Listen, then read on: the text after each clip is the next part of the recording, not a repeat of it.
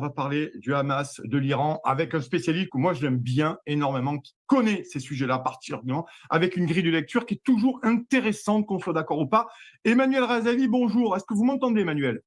Bonjour Nicolas, je vous entends parfaitement. Merci de me recevoir. Ben, c'est normal parce que on va parler de ça, parce que là, on va toucher un sujet qui est extrêmement d'actualité, mais qui ne date pas d'hier, Emmanuel Razavi. Alors, vous êtes grand reporter de guerre, hein, vous avez travaillé avec beaucoup de rédactions, vous êtes beaucoup parti en reportage sur le terrain, donc vous connaissez concrètement le terrain, parce que je pense que pour s'exprimer là-dessus, vous n'allez pas me contredire là-dessus, Emmanuel, il faut quand même avoir mis ses pieds, ses bottes et ses chaussures sur le sable de ce territoire-là, qui sont enclavés, qui sont des mosaïques de peuples.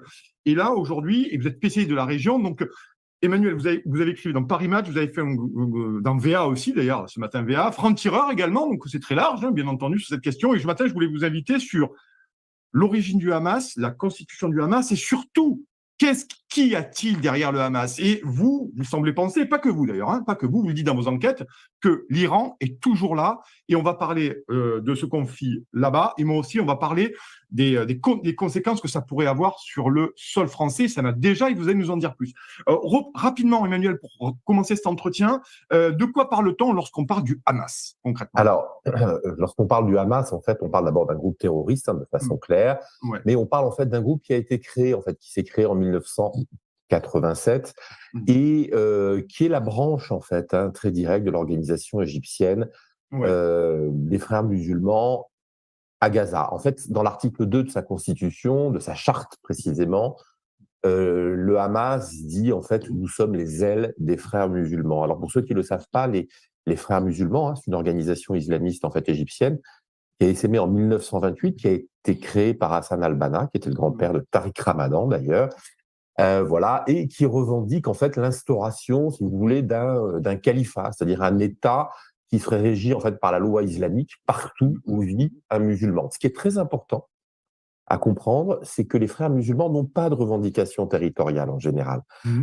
Et que les frères musulmans considèrent que leur revendication, comme je viens de le dire, Ouais. c'est d'instaurer en fait ce fameux califat, d'accord, partout où vit un musulman en fait dans le monde, c'est-à-dire un califat mondial. Mmh. Donc, si ça nous renvoie effectivement à ce qu'est le Hamas et à ses soi-disant revendications palestiniennes, en fait, on se rend compte que, comment dire, la dimension territoriale est davantage un prétexte en fait pour le Hamas. D'ailleurs, ça c'est intéressant quand on regarde sa charte.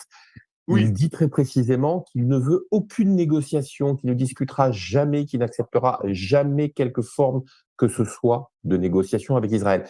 Il y a un deuxième point qui est très important aussi, c'est la dimension antisémite. Je dis bien antisémite plus qu'anti-israélienne, antisémite.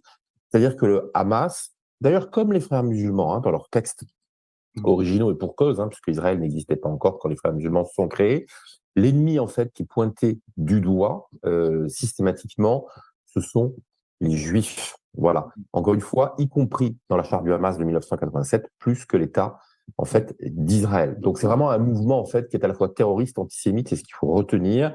Et je lisais ce matin dans plusieurs journaux en fait que voilà, on commençait à dire oui, il faut pas comparer le Hamas en fait à Daesh. Il y a des points communs bien sûr. En fait, les Ouais. SA sont pas les SS et pourtant c'est le même socle.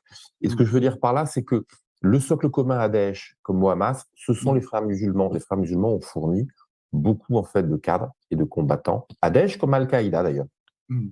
Alors, c'est intéressant finalement et de parler de ça ce matin pour vraiment voir de quoi on parle et mieux comprendre, parce qu'il faut avoir une grille de lecture aujourd'hui, hein. Le débat est très tendu, on l'a vu, c'est de plus en plus tendu et c'est bien aussi d'avoir ça.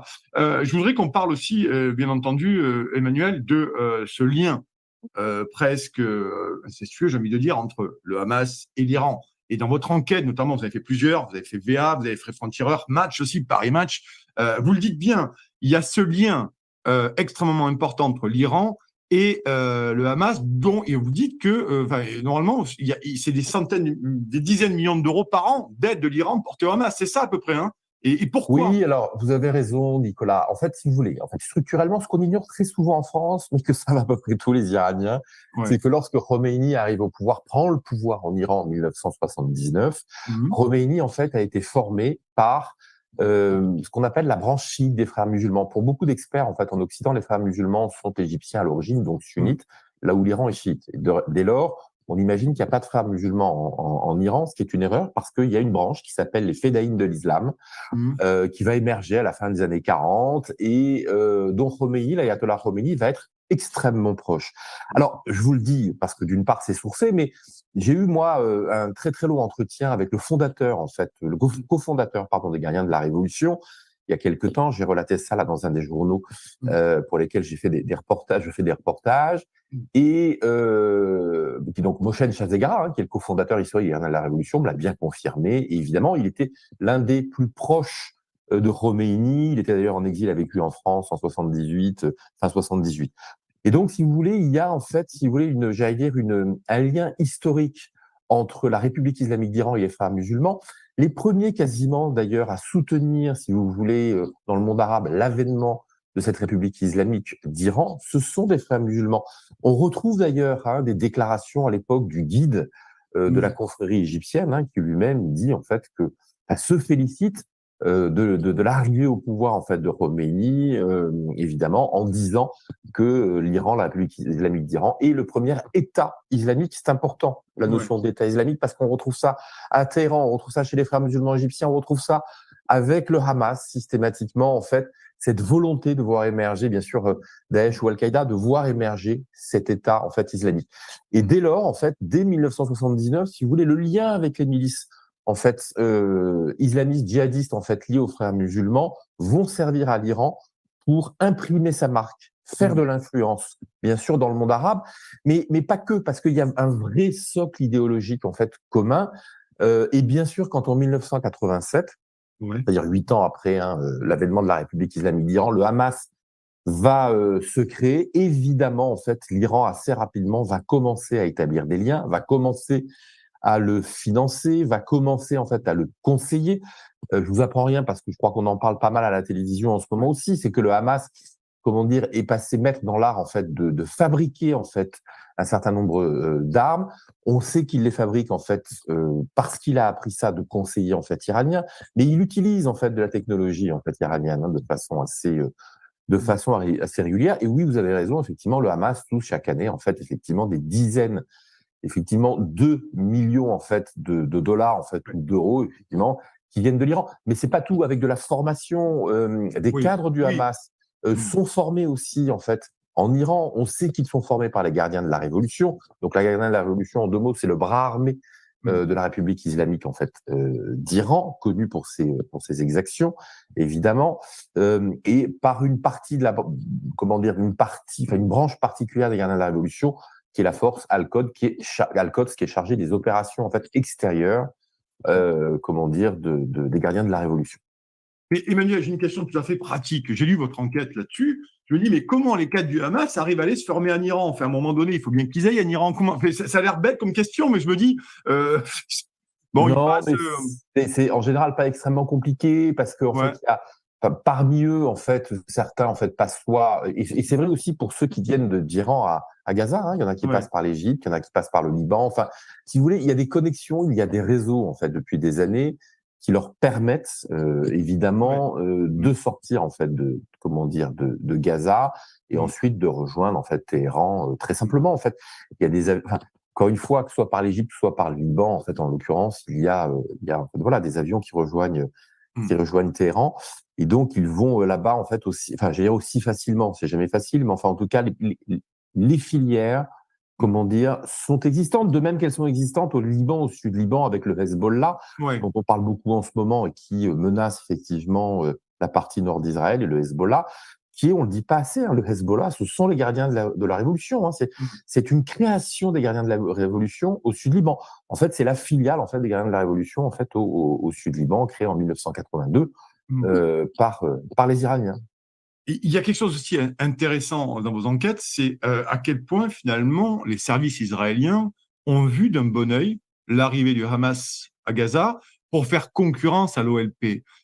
Vous le dites, c'est aussi édifiant que cela puisse paraître, c'est une réalité finalement, et ça on l'entend jamais en fait. C'est pour ça que c'est intéressant que vous nous en disiez quelques mots, Emmanuel, là-dessus. Alors oui, en tout cas une partie des services israéliens, parce que tout le monde n'a pas été d'accord sur cette stratégie depuis le départ, mais une partie des services a considéré effectivement que l'arrivée du Hamas allait permettre de contrer, à la fin des années 80, de contrer l'influence en fait de l'OLP et d'Yasser Arafat.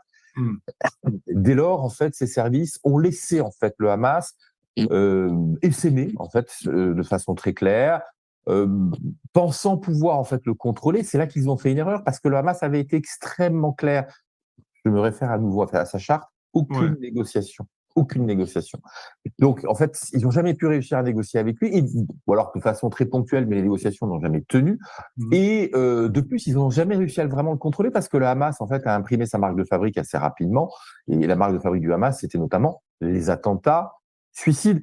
Moi, j'ai séjourné à plusieurs reprises, en fait, à Gaza, mais pas que, enfin, dans plusieurs endroits où j'ai rencontré, en fait, des combattants et des cadres du Hamas. Je veux dire, on a mesuré, je pense, d'assez loin le niveau de fanatisme et d'idéologie, en fait, de ces gens-là. Ouais. Et je le dis parce que, je le dis à dessein, parce que je pense que certains chercheurs, mais encore aujourd'hui, ou analystes, hein, évidemment pas tous, mais certains, avec un prisme idéologique, ont voulu voir dans le Hamas un mouvement de résistance. Le Hamas n'est pas un mouvement de résistance au sens territorial ou politique du terme.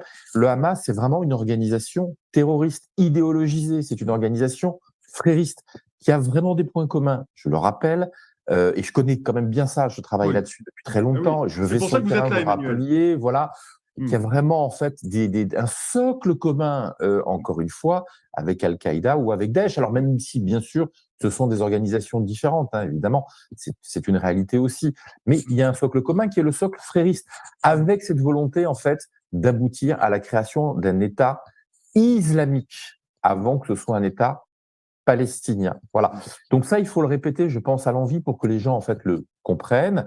Et évidemment, vous savez, vous parliez tout à l'heure. À raison, vous m'avez interrogé en fait sur le lien qu'il y avait aussi avec l'Iran, ce qui peut perturber les gens parce que évidemment, comme fois, Iran chiite et le Hamas sunnite. Oui. Mais vous avez depuis plusieurs années à Téhéran, de la même manière, vous avez des gens d'Al-Qaïda. Al-Qaïda n'est ni persan, ni iranien, en fait, ni chiite. Oui. Et pourtant, très rapidement après les attentats du 11 septembre 2001, l'Iran a accueilli un certain nombre de dignitaires en fait d'Al-Qaïda à qui il a fourni en fait des maisons, il a accueilli leurs familles également. Voilà, donc cette nébuleuse aujourd'hui sur le terroriste en fait islamiste, elle est comment dire, elle est assez loin des comment dire des clichés que l'on peut avoir parfois où on veut marquer des différences absolues qui sur le terrain en fait sont assez ténues. Moi, je le raconte depuis des années parce que je l'ai filmé notamment aussi pour des documentaires que j'ai fait pour la télévision française, que ce soit pour Arte, pour M6. J'ai montré parfois les liens qu'il pouvait y avoir entre ces organisations parce que le terrain, finalement, fait face à des réalités qui sont très loin en fait de nos réflexions politiques ou géopolitiques. C'est autre chose et les milices prennent contact. Depuis très longtemps, par exemple, le Hezbollah en fait a des contacts avec le Hamas. C'est pas nouveau. Certains font semblant de le découvrir, mais de même, encore une fois, que l'Iran. Alors après, moi, je crois hein, que aussi en France, parce que c'est propre à la France quand même, hein, ces divisions. Je pense que souvent, il y a eu un prisme un peu idéologisé, enfin en tout cas idéologique de la part de certains chercheurs, encore une fois, pas tous, hein, mais qui ont beaucoup raconté des choses qu'on ne voyait pas forcément, comment dire, sur le terrain. En tout cas, c'est ma vision des choses.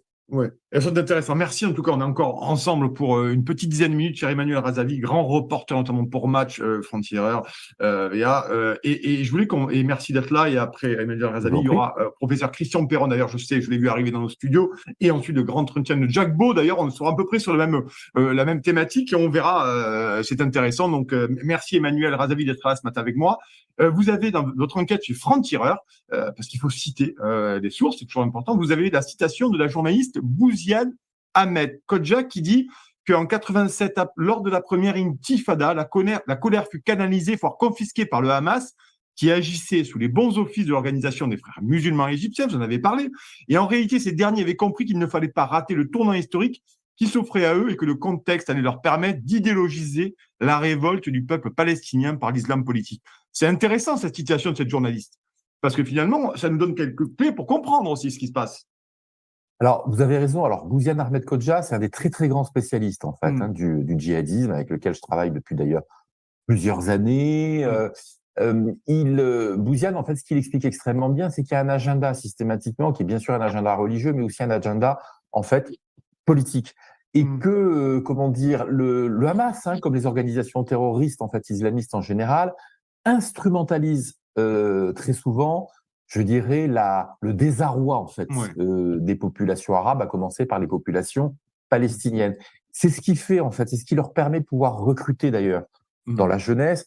Et c'est ce qu'il veut dire par là quand il dit en fait ils vont complètement confisquer finalement en fait comment dire, le mouvement en fait de résistance encore une fois palestinien, parce que là où finalement l'OLP en fait était en difficulté en permanence, et puis l'OLP de toute façon qui avait quand même des problèmes de corruption, qui a eu des chefs qui n'étaient pas toujours en fait à la hauteur de ce qu'ils prétendaient être et de ce qu'ils prétendaient en fait donner à la cause palestinienne. Ben, le Hamas est arrivé avec un discours qui était un discours en fait très cadré, celui des frères musulmans, avec un référent. En fait, c'était un retour, je dirais, aux origines, aux sources. C'était le Coran, c'était la charia, et donc ça a donné en fait un cadre extrêmement clair à ces jeunes résistants en fait palestiniens qui se sont démarqués pour certains effectivement en fait de l'OLP pour rejoindre, comment dire, le Hamas, qui en plus en fait prenait la lutte armée, qui était complètement opposé en fait à toute discussion politique, à toute négociation, comme je le disais tout à l'heure.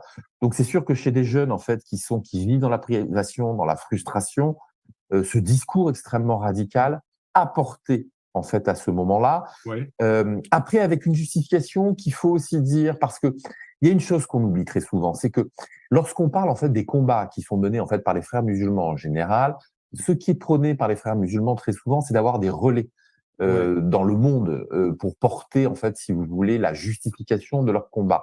Et le Hamas, à l'image des frères musulmans d'ailleurs, et pour cause, c'est beaucoup assis en fait beaucoup reposé, pardonnez-moi, sur des relais qui étaient liés en fait à des mouvements en fait d'extrême gauche et qui ont fait effectivement, alors que ce soit dans les médias, dans le monde politique, dans dans certaines revues parfois même dites géopolitiques ou scientifiques, qui ont fait le relais en fait de cette cause, comment dire, palestinienne, mais qui avait été complètement, pour reprendre les termes de mon ami Bouziane, confisquée en fait par des islamistes. Tout ça, moi, je crois, encore une fois, a contribué à totalement brouiller le message.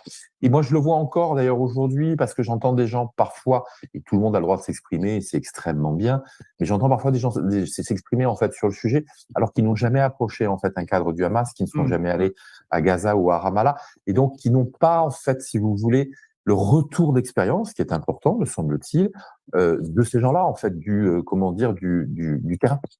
Alors, dernière question, et après, nous aurons l'interview de Christian Perron sur la crise sanitaire. On va vraiment changer de sujet, mais je voudrais Emmanuel, là-dessus, l'Iran, aujourd'hui, la menace iranienne en France, parce que vous en parlez aussi. En Paris Match, on en parle, effectivement. Oui, vous en parlez. En 3 minutes, cher Emmanuel, je sais que c'est court, mais vous savez, on est en matinale, donc. Mais grosso modo, quelles sont les prédictions ou les prévisions, malheureusement, désolé pour le terme un peu cavalier.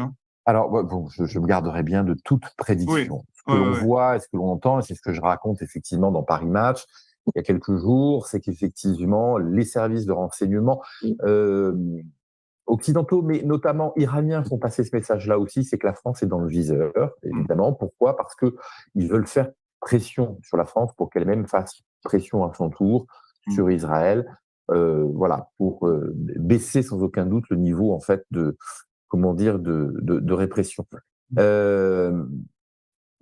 Encore une fois, les Iraniens sont habitués à faire la diplomatie en fait du terrorisme et à menacer en permanence.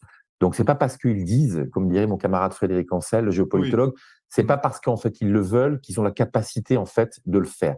Néanmoins, il faut quand même les prendre au sérieux parce que par le passé, ils ont activé des cellules, des proxys sur notre sol pour frapper. Donc ils ont quand même un minimum de capacité, ils ont des services de renseignement qui sont capables en fait d'agir, ils ont de vrais relais à travers aussi des cellules probablement liées en fait au Hezbollah en fait en France. Bon là, je l'ai raconté aussi par le passé en fait dans Paris Match. Donc il faut prendre tout ça en fait au sérieux. Et c'est en gros d'ailleurs ce qu'on raconte. J'ai écrit récemment là, comment dire, les coalitions de l'ombre, qui est sorti dans l'été là avec mon camarade en fait Shem Sakrouf, qui était lui-même un ancien agent du renseignement, qui connaît très bien en fait le dossier iranien. Et on explique en fait dans ce roman, comment dire, les mécanismes qui font comment. Alors c'est un roman très documenté, en l'occurrence inspiré de faits réels, mais on explique les mécanismes, si vous voulez, comment dire, qui font que la République islamique d'Iran est en capacité d'activer en fait des réseaux terroristes chiites comme sunnites, bien sûr au Moyen-Orient, mais y compris en fait en Europe et donc très directement à Paris ou ailleurs en France. Donc cette menace, évidemment, aujourd'hui, elle est prise au sérieux. Il faut évidemment pas tomber dans la paranoïa. Ouais. Encore une fois, voilà, c'est pas parce qu'ils menacent qu'ils feront, mais il y a eu des précédents. Donc aujourd'hui, tout le monde évidemment est extrêmement vigilant, ce que je raconte dans le match, effectivement. Ben, merci beaucoup, Emmanuel Razavi, grand reporter. Hein, vous travaillez notamment dans Match et plusieurs autres médias. N'hésitez pas à suivre Emmanuel Razavi pour avoir effectivement cette grille de lecture de quelqu'un qui connaît bien le terrain, qui est allé à Gaza et qui connaît aussi. C'est toujours mieux que d'écouter parfois des professeurs de plateau. En tout cas, merci beaucoup, Emmanuel Razavi, de m'avoir accordé ce Je temps vous de en prie, soutien. merci à vous, Nicolas. Merci beaucoup. Bonne journée.